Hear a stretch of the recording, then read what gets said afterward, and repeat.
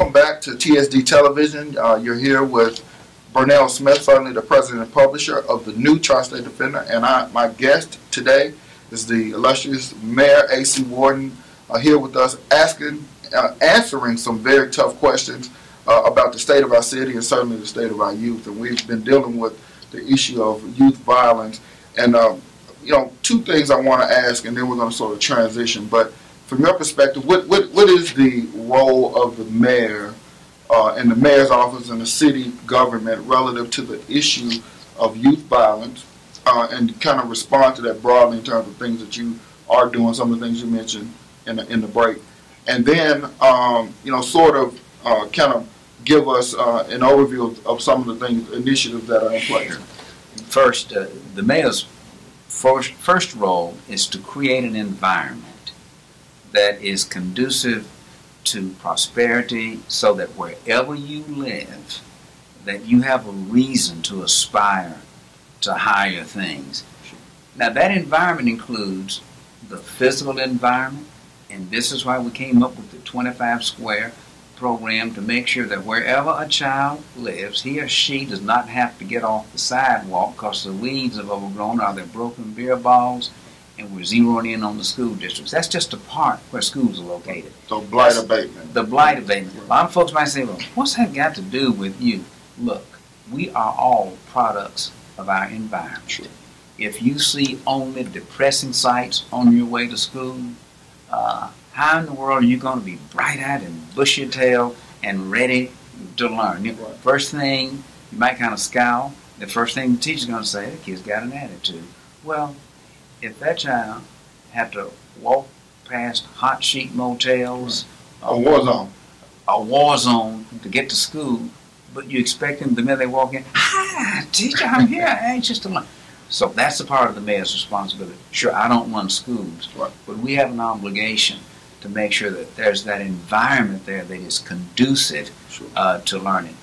Now, that's the built environment, but equally important is to make sure that that child's parents or guardians, and I'm using the term parent loosely because it's not always that TV kind of right. We don't have those nuclear families. So whether it's grandmother, granddaddy, big brother, mother, or whomever, make sure that they are in a position to care for the child, to provide the nutrient that they need.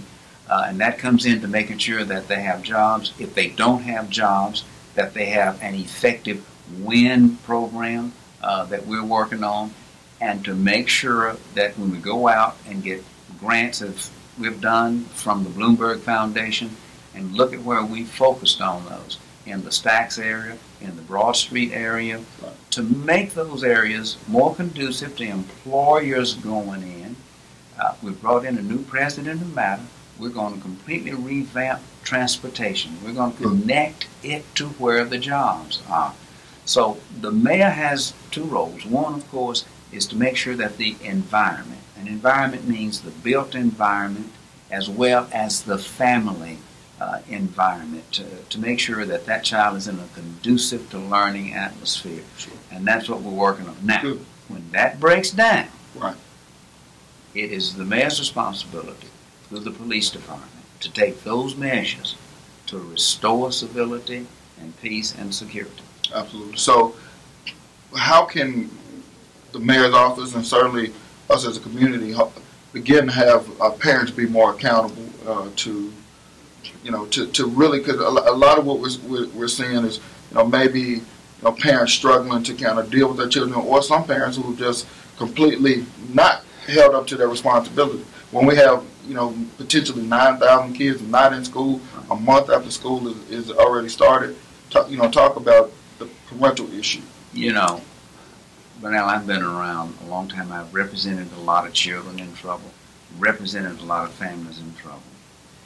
And I have yet to find a family in which a mother or dad or whomever just woke up and made a deliberate decision. Yeah, I had that baby there. Yeah, that's my child, but hey, that ain't my job. That's somebody else. Now, it may appear to be the case. Many of our parents do not know how to parent, quite frankly. We've had children having children. So what we have to do is make sure that we reach out and give that parent the opportunity to learn how to parent. This is why we're working with agencies such as the Urban Child Institute. We're working toward developing, guess what? A parenting center where folks who really need to reach out, if they want to reach out on an anonymous basis, they can do it. We have to show up families. It's not enough to just go out and cite this holler recitation. That's parental responsibility. The parents need to take care of that. Well, in every other aspect of our economy or whatever, when the banks broke down in our economy, guess what?